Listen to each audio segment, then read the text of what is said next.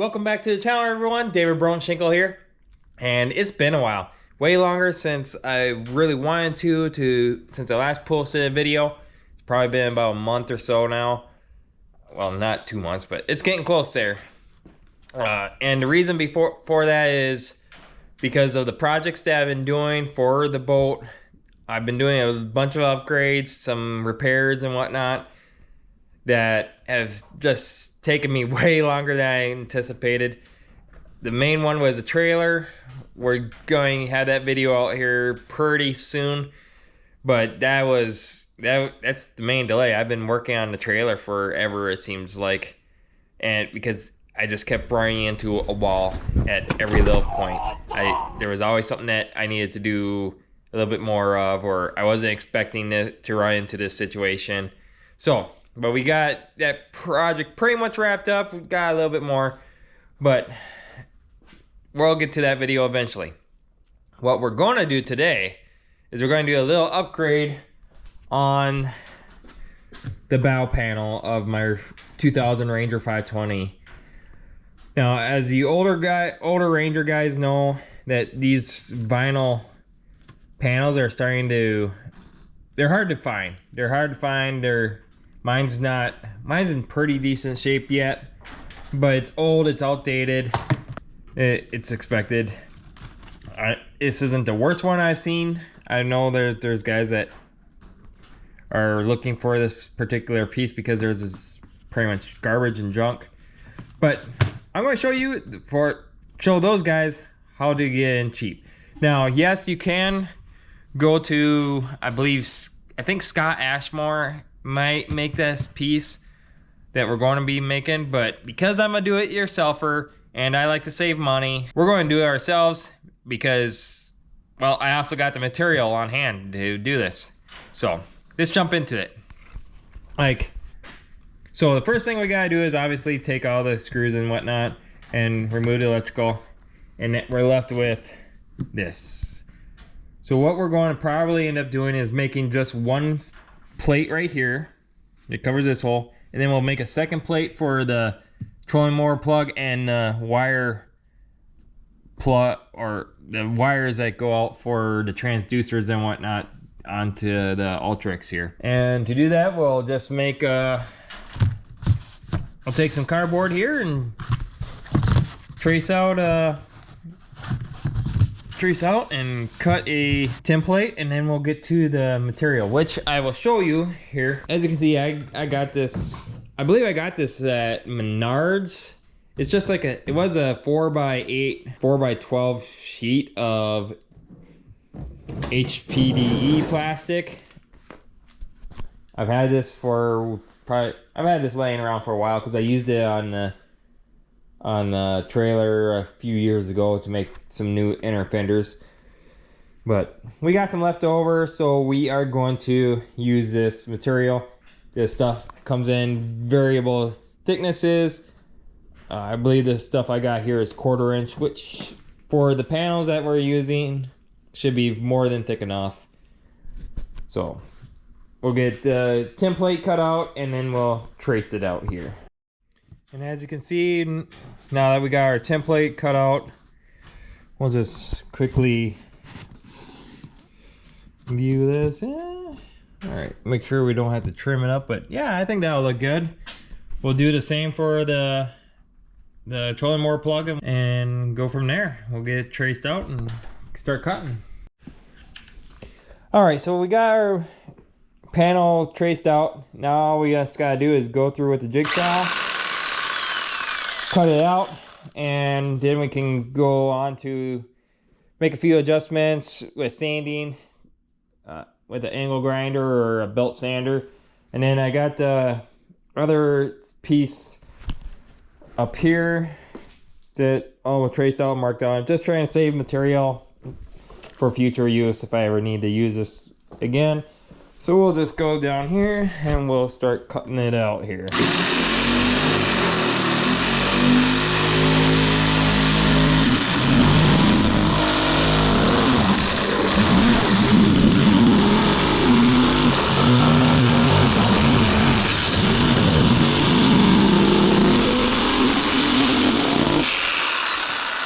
my cutting skills really suck, so I'm gonna have to go back and trim this up some more.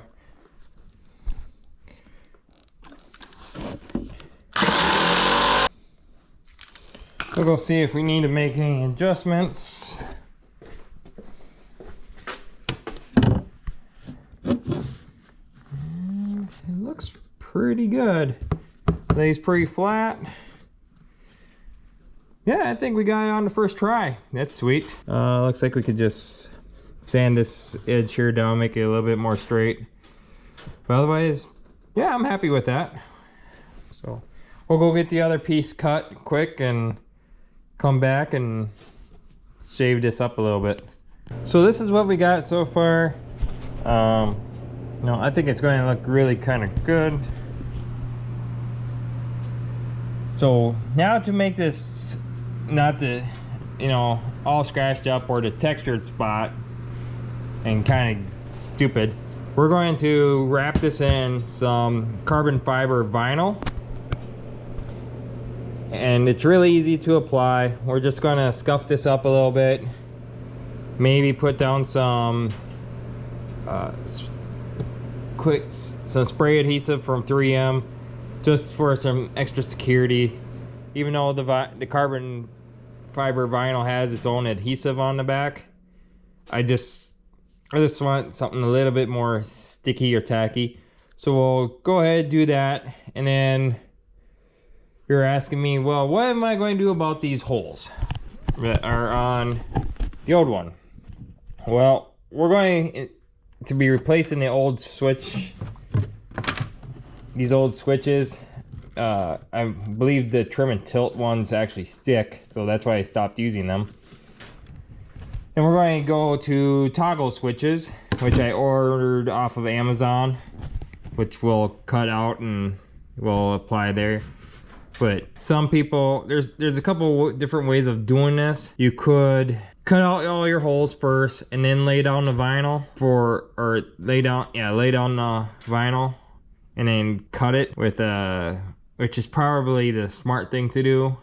Or you could apply it, cut the holes, and go from there. I haven't decided which way I'm going to do yet. I'll probably cut the holes. A bunch of these rocker switches. We'll need the rocker switches and let's see here. Rocker switches. So we need one for trim and tilt, which is one of these is actually a 3-way, so up and down. So I don't have to do one for just up and one for just down. We'll have a 3-way rocker, one for up, one for down, or all in the same one. We'll need one for the Mega 360, the nav lights. We'll need a hole for the USB ports that we're going to put on here, and we'll probably put one more rocker switch as well on here, just in case I ever want to add something later on. But trim, navigation lights, Mega 360. Maybe I should put this on a switch. That way it's not constantly on. Yeah, we'll get this accessory. We'll get another rocker switch for the USB port here. We'll go ahead, get this laid out where I want, drill some holes, cut it with the jigsaw, and then we'll probably wrap it in vinyl, the carbon fiber vinyl. Okay, this is what I kind of drawn out as to where everything is going to go. The switches will be right here. And then I'll put the USB port right above them. And then you're asking me, well, why aren't I utilizing all this? Well, that's because I might be putting this fuse block over here on this side. So I really can't have anything else extending this way. And then I still have plenty of room over here. I'll have, depending on where I decide to put my electronics hole for to run the units, I'll probably end up putting a hole right in here, and then putting one of those, I forget what they're called. Oh, here we go. One of these covers, like so, right about there, for the wiring, for the power cords and what, not for the trolling, for the, boy, I can't talk today, for the electronics. So next we'll just take a drill bit and we'll drill each corner out, and then we'll take the jigsaw, and hopefully the jigsaw will be good enough to just cut it out. And then if we have to, we'll come back with the Dremel tool and we'll widen those out if we need to. Sure hear that wind outside.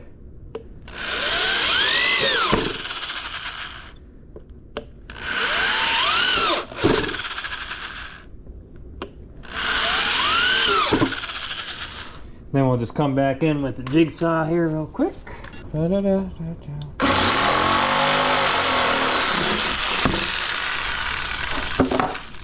It's kind of a slow, tedious process doing this.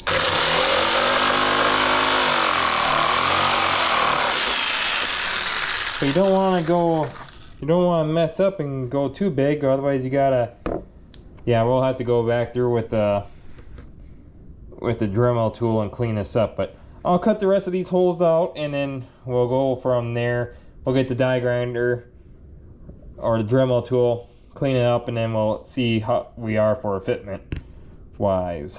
Okay, so after going back through with the Dremel tool and whatnot, we finally got everything sized up to put our switches in. Our USB port will go right here, and then the wire feed out for the depth finders is right here. Well, yes, it's not, I got a little rambunctious with the jigsaw. You won't notice it once we put the cover over it for the electrical stuff, so you ain't going to notice it. So the next part is to take this guy here and use our carbon fiber, which I've had it laid out. It's just a carbon fiber sheet.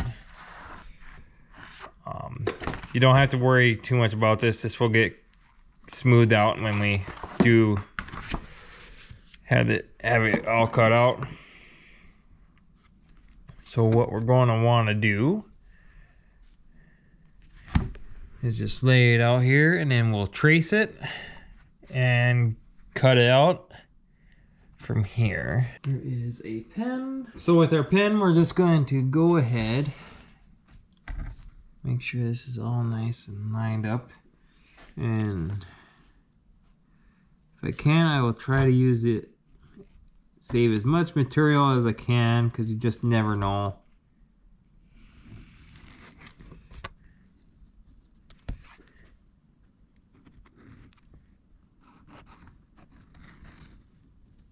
There. Now that we got it traced out. And this stuff is pretty easy to cut with the scissors, which is nice about it.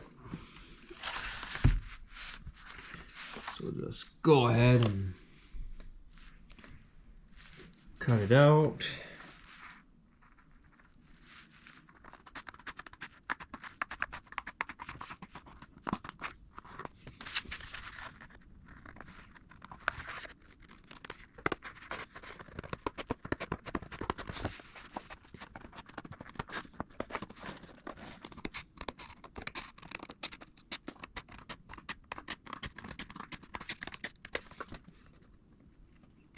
All right.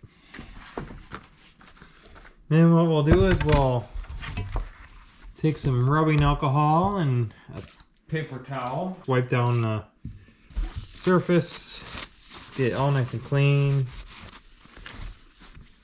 Random.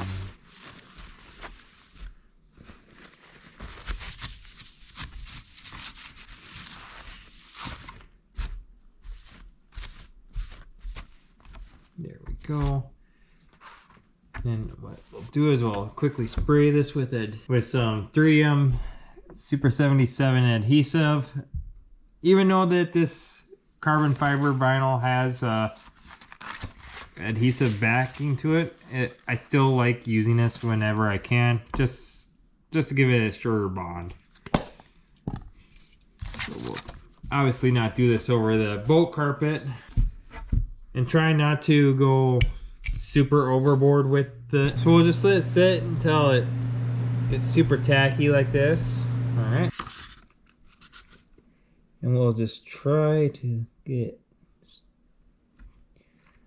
one corner started.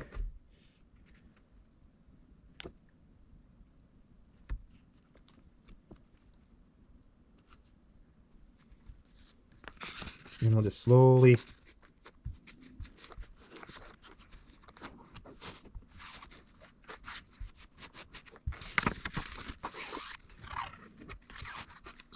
work the carbon fiber vinyl over the piece here.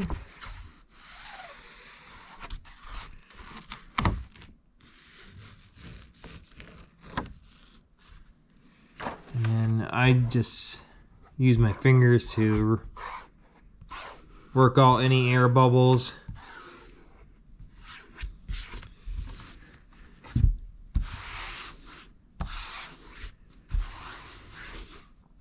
Make sure you really get the edges,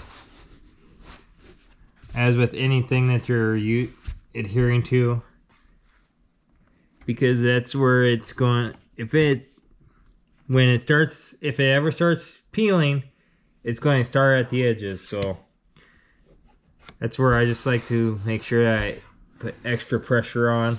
And then what we're going to do for the holes here, because obviously we don't want them covered up with the vinyl, is we'll take an X-Acto knife or a razor blade, which I got, and we'll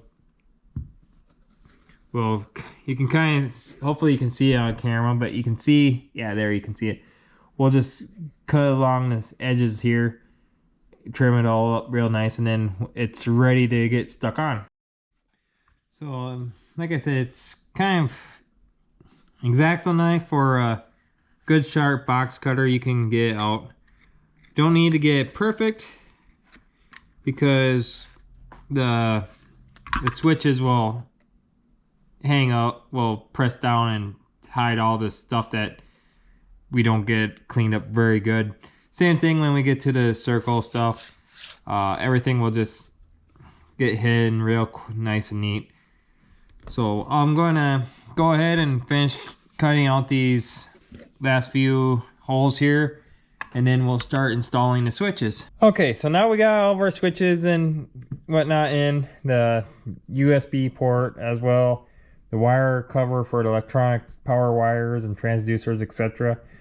Now what we're going to do is we got to fasten the plate to the top cap of the boat, and this is the worst thing I hate doing, and that is drilling new holes in the boat. We're going to be using stainless steel screws, and we're for sure going to do 4, 1 in each corner. We might do a 5th one and a 6th one just to really secure it. Worried about here.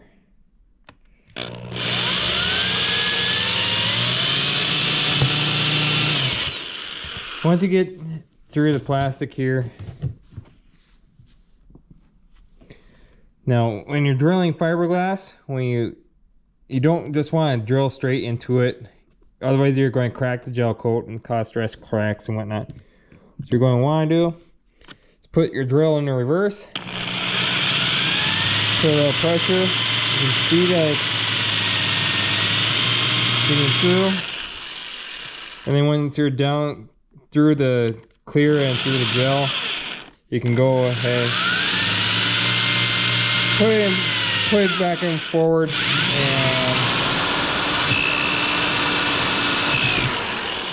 just like that.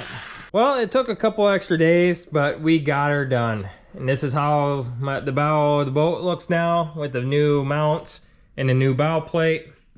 I actually think it looks a lot more modern from the old bow plate that with the vinyl trim and whatnot. It really made it look a lot better. We ended up having to mount all the electronics and stuff because I needed to see if I was going to have to do any alterations to the bow plate, which I ended up doing because I originally only had one hole drilled for all the power cables, transducers, cables, and Ethernet cables coming out. But as soon as I put the split loom on, which I like to add, it's just another layer of protection for those wires.